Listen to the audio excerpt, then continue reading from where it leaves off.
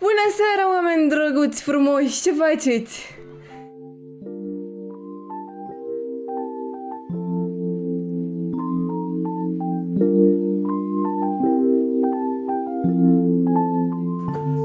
Wow!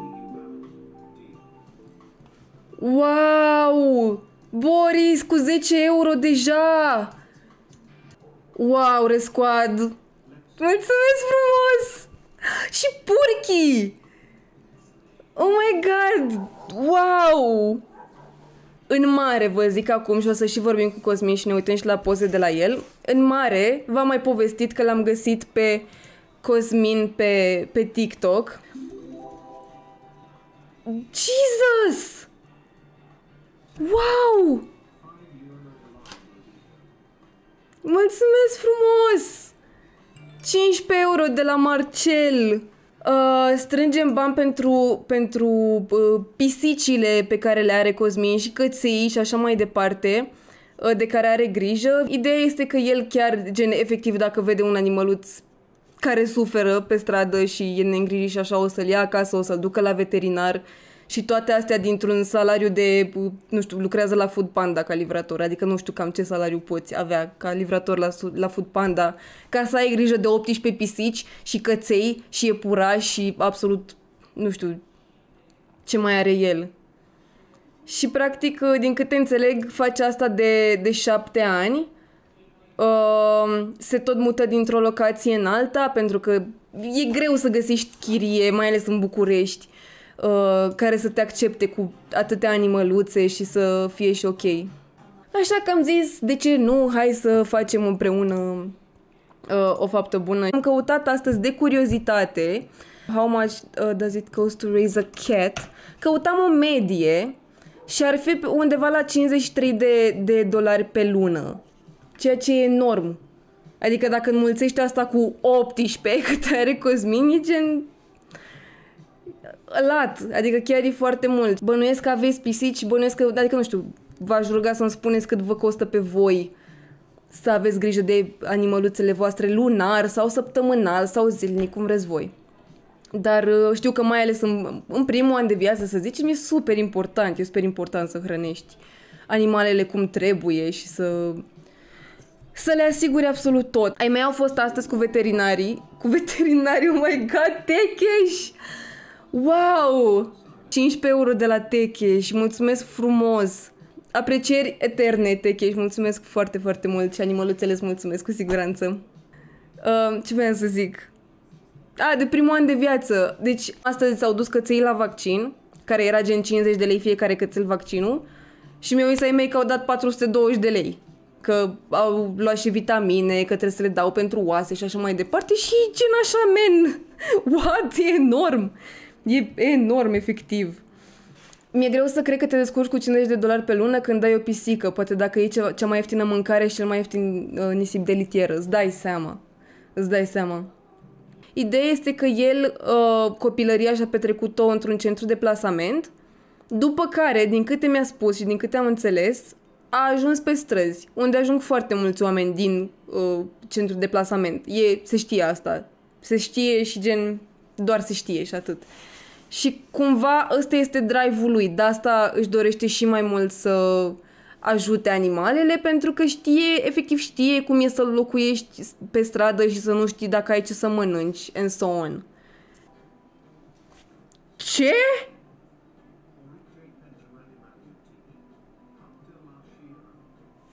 Wow! Țânțărel! Oh my god, țânțărel cu 50 de euro. Orice pentru animăluțe, pup de la Shira.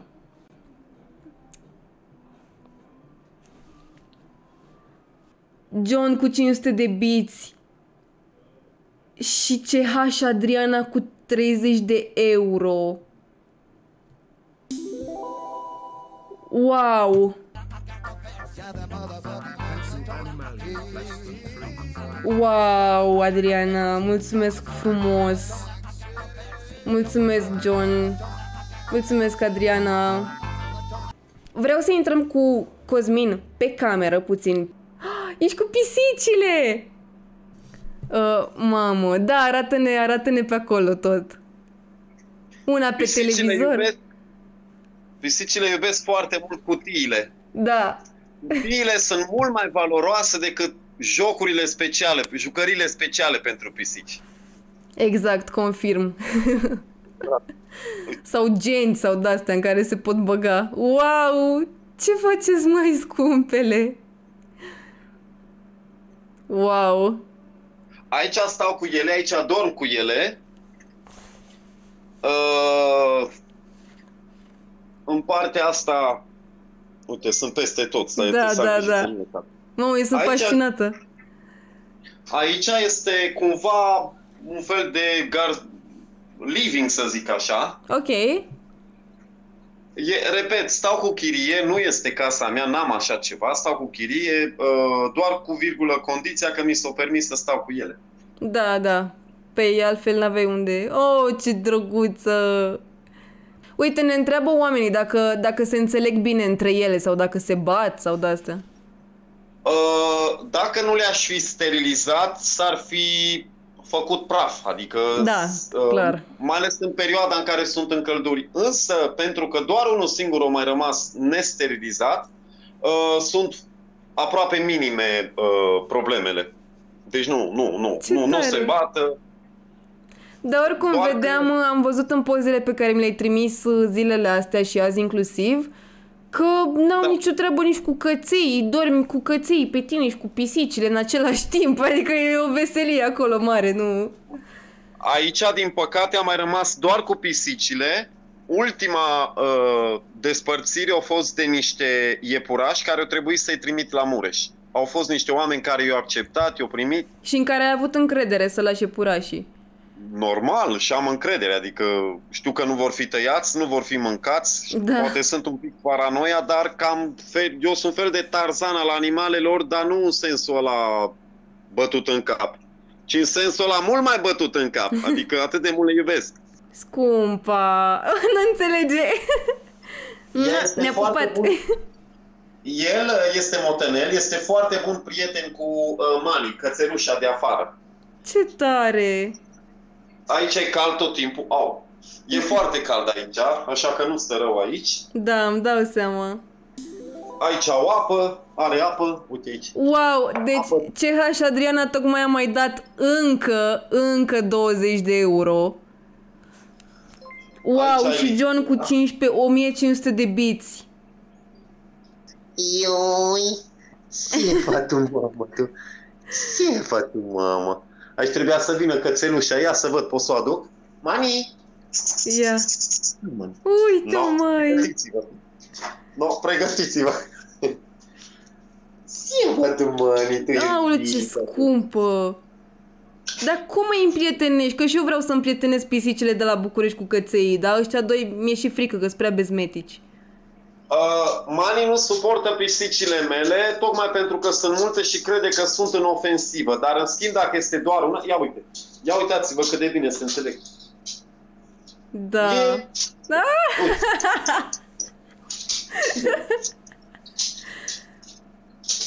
Oh my god! Se iau la tovăleală, se iau la trântă. Da, se iubesc. Wow! Din păcate nu pot să o las afară pentru că există riscul să fugă și aici unde stăm noi într-un cartier mai după blocuri, nu-i prea ok. Nici pe ale mele nu-mi permis să le las afară. Stai așa, avem încă 10 euro de la Angelo Pub, mulțumesc frumos. Mamă, s-au strâns 190 de euro până acum. 190 de euro. Păi, e aproape costurile pe o lună. Îți dai seama ce e acolo? Costurile pe o lună? Da, aproape. Nisipul și sacii de bobițe ăsta acolo.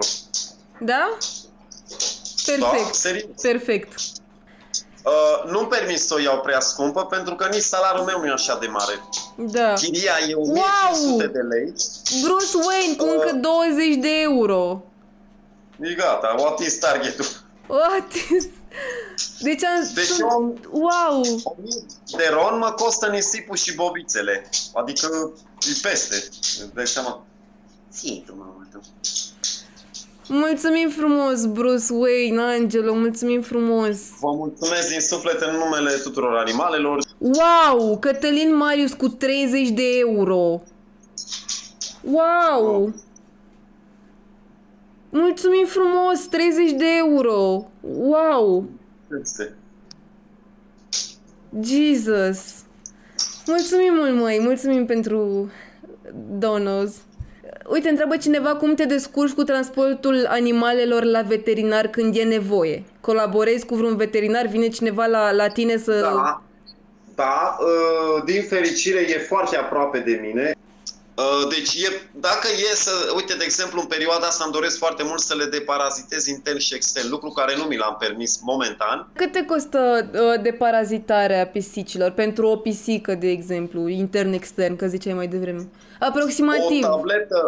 O tabletă foarte, foarte bună costă undeva la 40-50 de ron. Pentru deparazitarea internă. Pentru cea externă costă 40 de ron, tot 40 de ron. E enorm, adică e mult și când ai o pisică, două, dar păi atâtea pisici, da, sunt 18, sunt adică... 18, nu, ce să zic. Eu mi-am asumat toată treaba asta, dar eu m-am implicat în toată acțiunea asta când aveam foarte mulți susținători în spatele meu. 7 ani au mers, wow, de 7 ani s-au salvat, Mădălina, în 7 ani s-au salvat aproape 1800 de animale. Wow! În 7 ani. S-au dat spre adopție. Foarte mult înainte să mă implic concret, adică și online în activitatea asta. Wow. Eu luam din Sibiu pisici, căței și duceam pe cont propriu până în Timișoara, Arad. Cea mai mare distanță am făcut-o din Belgia, că lucram în Belgia atunci, până în Franța. Da. Uite, momentan cu astea 18 pisici, cele pe care le am acum, nu prea m-aș mai încumeta să le dau spre adopție momentan. Da. Pentru că sunt copiii mei, poate nu mă crezi, pentru fiecare pisică am plătit 400-500 de ron din Sibiu. Bani cumulați tot de la donații. Și asta a fost frumos. Am zis, bă, oameni buni, habar n-aveți ce înseamnă banii voștri în mâinile mele. Da, mamă, chiar că, exact. Bă, chel, uite cum sunt acum chel în cap, așa sunt din toate punctele de vedere. Viața pe care am avut-o în orfelinat, faptul că am avut viața aia mizerabilă, singurul refugiu a fost între porci, între vacile care le-am avut, între cai care i-am avut în cămin, între câini și pisici. De acolo am, culmea, fiind gol și fără dragoste, fără prieteni, fără iubire, fără bun simț din partea profesorilor, educatorilor, care erau foarte agresivi, nu vreau să dau prea multe detalii, am găsit refugiu în animale, ca să se înțeleagă pe scurt. Și faptul că eu am fost lipsit de astea și am oferit altora ceea ce nu aveam, asta de fapt m-a ajutat să nu mă mai simt eu gol, singur și al nimănui. Da, așa e. Și astăzi sunt capabil să am grijă și de mine, dar și de animale, doar datorită animalelor. Ce frumos! Mulțumim frumos că ai stat cu noi la povești. Foarte îți mulțumesc, Mădălina, din suflet. Cu drag. Să zic, să ai o seară frumoasă în continuare împreună cu gamerii, nu știu cum se zice. Pot trebui să mă uit pe Google cum să spun, ca să vezi că nu mă știu. Da, nu, suntem... Cătălin Marius cu încă 5 euro, gata, oficial am ajuns la suma de 250.000 de euro. Doamne, la 250 de euro. 250.000, wow, ce nebun. Păi, Mădălina, cu 250.000 de euro cumpăr o casă. Acolo vor fi toate animalele pământului. Doar manifestam să ai toți banii ăștia să faci asta cândva. Dar deocamdată primul pas sunt ăștia 250 de euro. Mă limitez la ce este, nu mai mi timp acum mai mult decât se poate, pentru că sunt și vremurile care sunt și nu aș mai vrea să sufere animalele, nu eu. Că eu sunt obișnuit să iau saci, să iau pum de box zi lumină. Și moral, și fizic, și nu știu ce, dar... O să se schimbe încet, încet toate. Și dacă nu se schimbă, sunt mândru de viața mea. Mădălina, te las, îți mulțumesc din suflet că nu știu cum se încheie. Că îți mulțumim frumos și uite, a venit OK Google nouă cu 25 de euro. Încă 25 de euro. Amazing. Mulțumim frumos că ai stat cu noi pe apel. Pa, te pup. Grijă de voi și mulțumesc că... Cu drag. Mulțumesc. Cu drag. Nu știu ce să zic. Mă înclin și vă salut. O seară frumoasă. Seară frumoasă. Te pupăm. Pa, pa. Pa, pa, pa, pa, pa, pa. Mai OK Google nouă cu 25 de euro. Băi, mulțumesc frumos pentru donos. Deja am depășit, am rupt golul ăla în două. 275 de euro. Wow.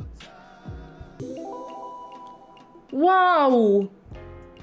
Bună seara! Graydon LOL. Graydon LOL cu 20 de euro, măi, wow, 300 fix! Mamă, 300 fix! Mulțumesc frumos! PWP. Măi, mulțumesc frumos! Wow! Mulțumesc frumos, Fire! Mulțumesc frumos! 50 de euro! Deja s-a dus... Gata, nu mai știu. Wow! Wow! Mulțumesc frumos! Și, adică și Cosmin îți mulțumește și pisicile îți mulțumesc și căței și toată lumea.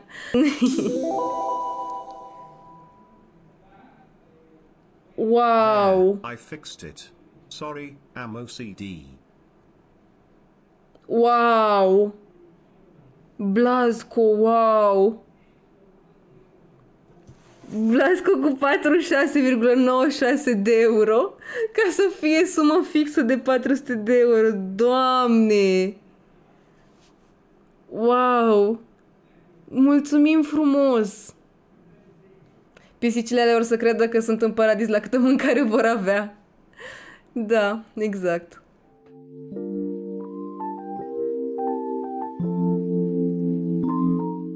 Am primit de la Cosmin o grămadă de poze cu mâncărică pe care a cumpărat-o pentru animale. Știți că am făcut streamul caritabil, s-au strâns 400 de euro.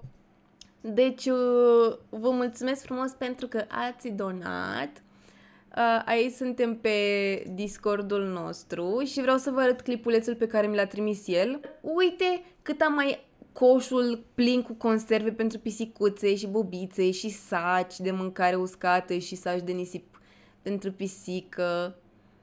pisici, pardon. Așa, lași pentru Dogo niște strips. Pui. Și eu mai am niște pui să le fac cățelușilor mei. Așa. Litiere. Cute, amazing! Chiar mi s-a părut foarte tare, mai ales că le-a luat și jucării pisicilor. Mi-a trimis mai multe poze. Și litierele astea noi. Na, portbagajul plin. Plin. Uite câte, gen, m-am bucurat atât de tare să văd ce poate face altcineva cu banii. Adică bine, nu cu toți, că n-a putut evident să-i cheltuie pe toți deodată, că nici n-avea unde să pună toate chestiile astea și nici n-avea cum să care atâtea. Însă m-am bucurat foarte tare să văd... Uite, aici sunt donațiile voastre, efectiv. Aici sunt bănuții de la voi. Deci, mi se pare super tare.